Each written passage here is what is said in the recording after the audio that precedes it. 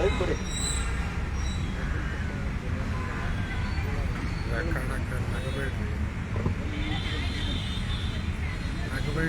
Record ಆಗ್ತದೆ. ಯಾಕೆ ನಗ್ತೀರಾ? ನಗಬೇಡಿ, record ಆಗ್ತದೆ.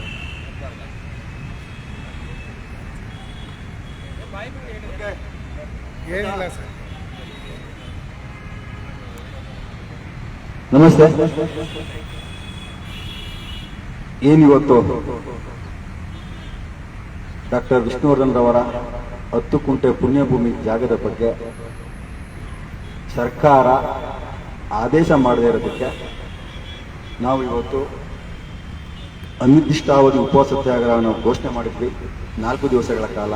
ಆದರೆ ಪೊಲೀಸ್ ಇಲಾಖೆ ಒಂದು ಹೈಕೋರ್ಟ್ ಏನು ನಿಬಂಧನೆಗಳನ್ನ ನಮ್ಮ ಪೊಲೀಸ್ ಇಲಾಖೆ ಇನ್ಸ್ಪೆಕ್ಟರ್ ತಿಳಿಸಿದ್ರು. ಹಾಗಾಗಿ ನಾವು ಕಾನೂನಿಗಿಂತ ಯಾರು ದೊಡ್ಡವರಲ್ಲ. ನಮ್ಮ ಅಪ್ಪಾಜಿ ನಮಗೆ ಅದನ್ನು ಹೇಳಿಕೊಟ್ಟಿದ್ದಾರೆ. ಏನೇ ನೀವು ಮಾಡಿದ್ರು ಶಾಂತಿಯುತವಾಗಿ ಹೋರಾಟ ಮಾಡಿಕೊಂಡು ಹೋಗ್ಬೇಕು, ಯಾವುದು ಆಸ್ಪದ ಕೊಡಬಾರ್ದು ಅಂತ ಅವರ ಒಂದು ಚಿತ್ರಗಳಲ್ಲಿರ್ಬೋದು, ಕೆಲವು ಸಂದರ್ಶನಗಳಲ್ಲಿರ್ಬೋದು. ಇವತ್ತು ಪೊಲೀಸ್ ಇಲಾಖೆ ಅವ್ರು ಏನು ಹೈಕೋರ್ಟ್ ಒಂದು ನಿಬಂಧನೆ ಹೇಳಿದಾಗ ನಾವು ಅದನ್ನು ಗೌರವಿಸಬೇಕಾಗತ್ತೆ. ಹಾಗಾಗಿ ನಾಳೆ ಬೆಳಿಗ್ಗೆ ಎಂದಿನಂತೆ 10 ಗಂಟೆಗೆ ಉಪವಾಸ ಸತ್ಯಾಗ್ರಹ ಪ್ರಾರಂಭ ಆಗುತ್ತೆ, ಮುಂದುವರಿಯುತ್ತೆ. ಇವತ್ತು ಏನು ಸರ್ಕಾರ ಅಧಿಕಾರಿಗಳು ಕಳೆದ 7 ವರ್ಷಗಳಿಂದ ಏನು ವಿ ಶಂಕರ್ ಹತ್ಯೆಕರ ಮೇಲೆ ಕೇಸ್ ಹಾಕಿದ್ರು, ಅಭಿಮಾನ ಸ್ಟುಡಿಯೋ ಮೇಲೆ ಕೇಸ್ ಹಂಗೆ ನಡೀತಾನೆ ಇತ್ತು. ನಮ್ಮ ದುರದೃಷ್ಟ, ಅಭಿಮಾನಿಗಳ ದುರದೃಷ್ಟ, ಅಪ್ಪಾಜಿ 35 ವರ್ಷಗಳ ಕಾಲ ನೋವು ತಿಂದು ನಾವು ಇವತ್ತು 14 ವರ್ಷಗಳಾದ್ರೂ ನೋವು ತಿಂತಾ ಇದ್ದೀವಿ. ನಿಮಗೆ ಗೊತ್ತಿರುವ ಹಾಗೆ ಇವತ್ತು ಏನು ಅಭಿಮಾನ ಸ್ಟುಡಿಯೋದಲ್ಲಿ ಒಂದು ಜಾಗೃತಿ ಸಮಸ್ಯೆ ಹಂಗೆ ನಡೀತಾನೆ ಇದೆ. ಇವತ್ತು ಆ ವಿಷ್ಣು ಅಪ್ಪಾಜಿನ ನತದೃಷ್ಟರು, ಆ ವಿಷ್ಣು ಅಪ್ಪಾಜಿ ಅಭಿಮಾನಿಯಾಗಿ ನಾನು ನತದೃಷ್ಟ. ಇವತ್ತು ಎಷ್ಟು ಒಂದು ಎಲ್ಲ ಇಲಾಖೆಗಳು, ಮುಖ್ಯಮಂತ್ರಿಗಳು, ಜಿಲ್ಲಾಧಿಕಾರಿಗಳು, ವಿಷ್ಣುವರ್ಧನ ಪ್ರತಿಷ್ಠಾನ, ಕಂದಾಯ ಇಲಾಖೆ, ತಹಸೀಲ್ದಾರ್, ಎಷ್ಟು ಎಲ್ಲ ಇಲಾಖೆಯನ್ನು ಕಳೆದ 2 ತಿಂಗಳಿಂದ ನಾನು ಮನವಿ ಕೊಟ್ಕೊಂಡ್ ಬಂದಿದ್ದೀನಿ. ಏನು ಹೈಕೋರ್ಟ್ ನಿರ್ದೇಶನ ಮಾಡ್ಕೊ 10 ಕುಂಟೆ ಜಾಗದ ಬಗ್ಗೆ ನಾವು ಇಲ್ಲಿ ತೀರ್ಪು ಕೊಡಕ್ ಬರಲ್ಲ. ದೀರ್ಘಕಾಲದ ಇದು ಕೇಸ್ ನಡ್ಕೊಂಡ್ ಬಂದಿದೆ. ಸರ್ಕಾರ 5 ಎಕರೆ ಇದು ಮೈಸೂರಿನಲ್ಲಿ ಕೊಟ್ಟಿದೆ. ಹಾಗಾಗಿ 2 ಕಡೆ ಜಾಗ ಕೊಡಕ್ ಬರೋದಿಲ್ಲ. ಅವ್ರು ದಾನವಾಗಿ ಕೊಟ್ಟಿದ್ದಾರೆ. ಸರ್ಕಾರನು 10 ಕುಂಟೆ ರೀಟ್ ಮಾಡಿದೆ. ಇದ್ರ ಬಗ್ಗೆ ನಾವು ತೀರ್ಪು ಕೊಡಕ್ ಬರಲ್ಲ. ನೀವು ಸರ್ಕಾರದ ಹತ್ರ ಸಮಸ್ಯೆ ಬಗೆಹರಿಸ್ಕೊಳ್ಳಿ ಅಂದ್ಬಿಟ್ಟು ನಮ್ಮ VSS ಅಭಿಮಾನ ಪುಣ್ಯಭೂಮಿ ಟ್ರಸ್ಟ್ ನಮ್ಮ ವಕೀಲರು ಏನಂತಾರೆ ರಮೇಶ್ ಚಂದ್ರ ಅವರು ಅದರಲ್ಲಿ ಭಾಗಿಯಾಗಿರ್ತಾರೆ. ಅವರಿಗೆ ಜಡ್ಜು ಅವರಿಗೆ ಮಾಹಿತಿ ಕೊಡ್ತಾರೆ. ನಾವು ಕೇಸ್ನ ಕ್ಲೋಸ್ ಮಾಡ್ತಾ ಇದೀವಿ. ಅಭಿಮಾನ ಸ್ಟುಡಿಯೋದು ನೀವೇನಿದ್ರು ಸರ್ಕಾರದ ಸಮಸ್ಯೆ ಬಗೆಹರಿಸ್ಕೊಳ್ಳಿದ್ರು ಅಂತ ಹೇಳ್ತಾರೆ. ಅಂದ್ರೆ ಅವ್ರ ಉದ್ದೇಶ ಹೈಕೋರ್ಟ್ ಏನ್ ಹೇಳುತ್ತೆ, ನೀವು ಅಲ್ಲಿ ಹೋಗಿ ಬಗೆಹರಿಸ್ಕೊಳ್ಳಿ, ಅವ್ರು ರೆಫರ್ ಮಾಡಿ ಮನವಿ ಕೊಡಿ, ಆಗಿಲ್ಲ ಅಂದ್ರೆ ಬನ್ನಿ ಅಂತ ಇತ್ತು ಒಂದು ಆ ಹೈಕೋರ್ಟ್ ನ್ಯಾಯಾಧೀಶರ ಒಂದು ಮಾತು. ಹಾಗಾಗಿ ನಾವು ಹೈಕೋರ್ಟ್ ಏನ್ ನಿರ್ದೇಶನದಂತೆ ಎಲ್ರಿಗೂ ಮನವಿ ಕೊಟ್ಟಿದ್ದೀನಿ. ಮನವಿ 2 ಉದ್ದೇಶ ಇಟ್ಕೊಂಡು ಕೊಟ್ಟಿದ್ದೀನಿ. 10 ಕುಂಟೆ ಜಾಗದಲ್ಲಿ ನಮಗೆ ಪೂಜೆಗೆ ಕಾರ್ಯಕ್ರಮಕ್ಕೆ ಅಭಿಮಾನ ಸ್ಟುಡಿಯೋ ಮಾಲೀಕರು ಸ್ವಲ್ಪ ತೊಂದರೆ ಅವ್ರ ಕಡೆಯಿಂದ ಆಗಿರೋದ್ರಿಂದ ನಮಗೆ ಪೂಜೆ ಮಾಡ್ಕೊಳ್ಳೋಕೆ ಅವಕಾಶ ಮಾಡಿಕೊಡಿ ಅಂತ ಒಂದು ಆದೇಶ ಕೊಡಿ ಅಂತ ಹೊರಡಿಸಿ ಅಂತ ಕೊಟ್ಟಿದ್ದೆ.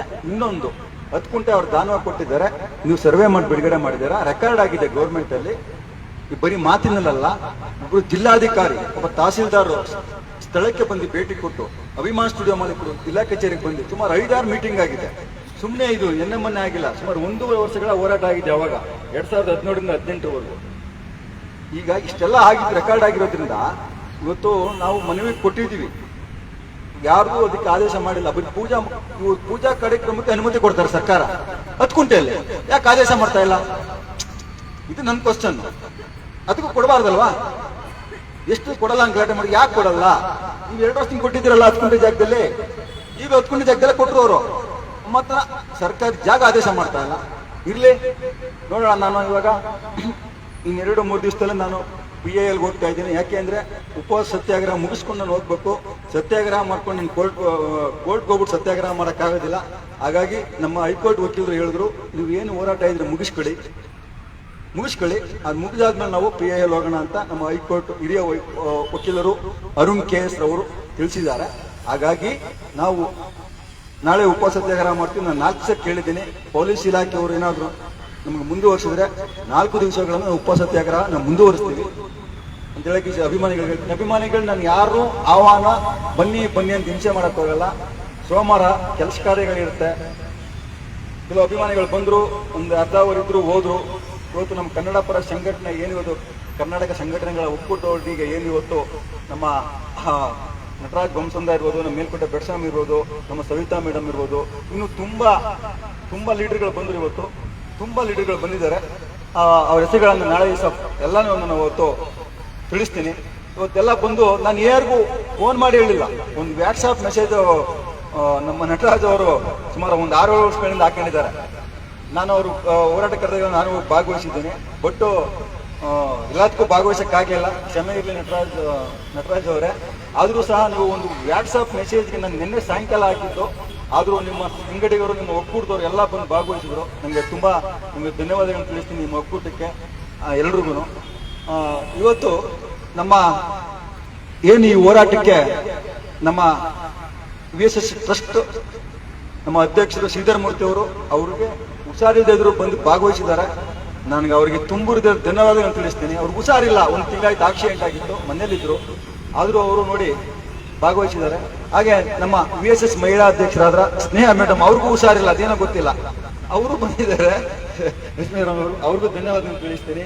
ಹಾಗೆ ನಮ್ಮ ಟ್ರಸ್ಟ್ನ ಗೌರವಾಧ್ಯಕ್ಷರು ನಾರಾಯಣ್ ಸಾರು, ಅವರು ತುಂಬಾ ಕೆಲಸ, ಆದರೂ ಸಹ ಅವರು ಬಂದು ನಮ್ಮ ಈ ಹೋರಾಟಕ್ಕೆ ಮತ್ತೆ ಬೆಂಬಲ ಸಹಕಾರ ಯಾವತ್ತೂ ನಮಗೆ ಕಳೆದ 3-5-6 ವರ್ಷಗಳಿಂದ ಕೊಟ್ಟು ಬಂದಿದ್ದಾರೆ.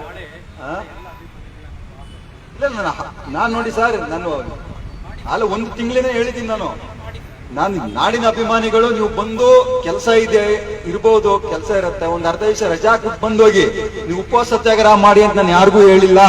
ನೋಡಿ, ನಾನು ಬೆಳಗ್ಗೆ 7 ಗಂಟೆ ಮನೆಗೆ ನಮ್ಮ ಮಿಸ್ಸಸ್ಸು ಬೇಡ ಕಾಪಿನಾರು ಕುಡ್ಕೊಂಡು ಹೋಗು ಒಂದು ಕಾಪಿನಾರು ಕುಡ್ಕೊಂಡೋಗಪ್ಪ, ನಾವು ನಿಮ್ಗೋಸ್ಕರ ಬದುಕಿದೀವಿ, ಕಾಫಿ ಕುಡ್ಕೊಂಡು ಬಂದಿದ್ದೇನೆ ಅಷ್ಟೇ.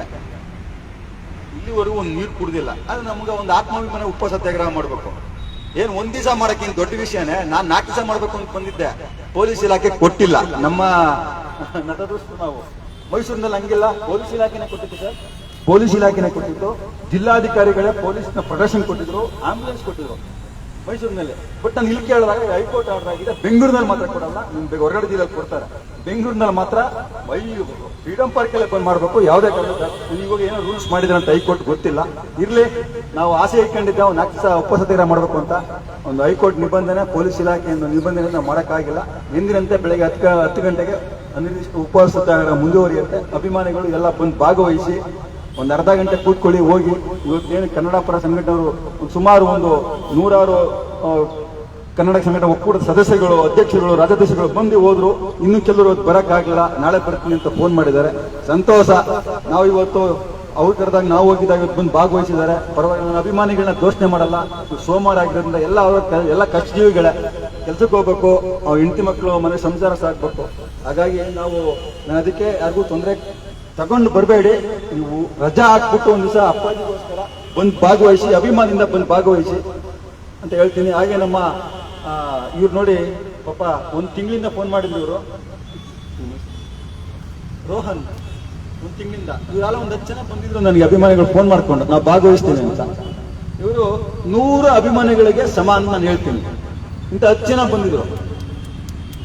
1000 ಜನ ಅಭಿಮಾನಿಗಳಿಗೆ 10 ಜನ ಬಂದಿದ್ರು. ಸಾಕು, ಅಭಿಮಾನಿಯಿಂದ ಬಂದಿದ್ರು ಅವರು. ನನಗೆ ಹೋರಾಟ ಮಾಡ್ತಾ ಇದ್ರು, ನಾವೊಂದ್ಸ ಭಾಗವಹಿಸ್ತೀವಿ, ಬನ್ನಿ ಅಷ್ಟೇ, ಬನ್ನಿ.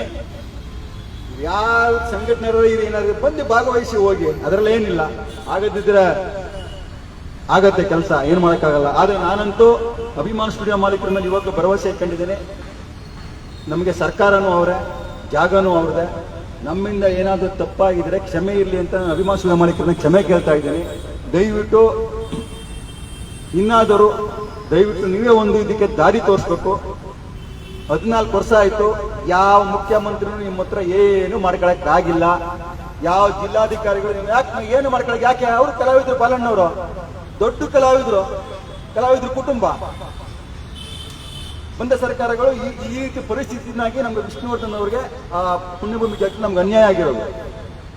ಇದನ್ನ ಎಲ್ಲರೂ ಅರ್ಥ ಮಾಡ್ಕೊಬೇಕು. ದಯವಿಟ್ಟು ಕಲಾವಿದ ಕುಟುಂಬದವರಾಗಿ ನಮ್ಮ ವಿಷ್ಣು ಅಪ್ಪಾಜಿಗೆ ದಯವಿಟ್ಟು ಆ ಅಂತ್ಯ ಸಂಸ್ಕಾರ ಜಾಗ ನೀವೇನ್ ದಾನವಾಗಿ ಕೊಟ್ಬಿಟ್ಟಿದ್ದೀರಿ ಬರ್ದೆ ಅದನ್ನ ಉಳಿಸ್ಕೊಳ್ಳಿ.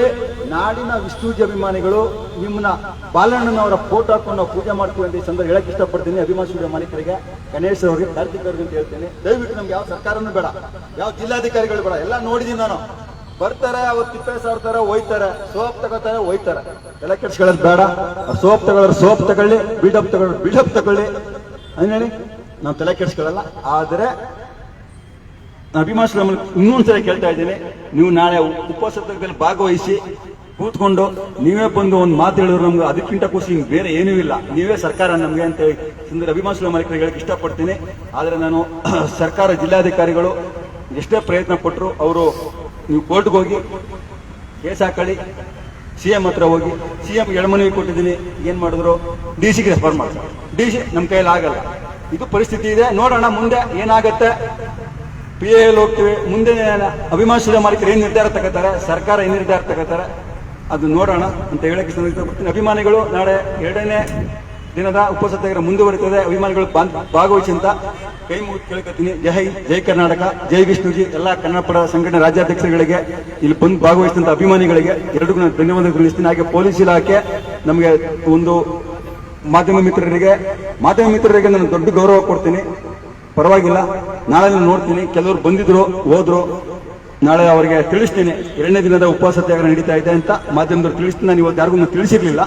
ನಾಳೆ ನಾನು ತಿಳಿಸ್ತೀನಿ ಮಾಧ್ಯಮದವ್ರಿಗೆ. ಯಾಕೆಂದ್ರೆ ನಾನು 4 ದಿವಸ ಹೋರಾಟ ಪರ್ಮಿಷನ್ ತಂದಿರೋದ್ರಿಂದ ಯಾರಿಗೂ ತೊಂದರೆ ಕೊಡೋಕ್ಕಾರ ಮಾಧ್ಯಮದವ್ರಿಗೆ ಇರ್ಲಿ ಅಂತ ಹೇಳ್ಬಿಟ್ಟು ಈ ನನ್ನ ಮಾತನ್ನು ಮುಗಿಸ್ತೀನಿ. ಜೈ ಹಿಂದ್, ಜೈ ಕರ್ನಾಟಕ, ಜೈ ವಿಷ್ಣುಜಿ.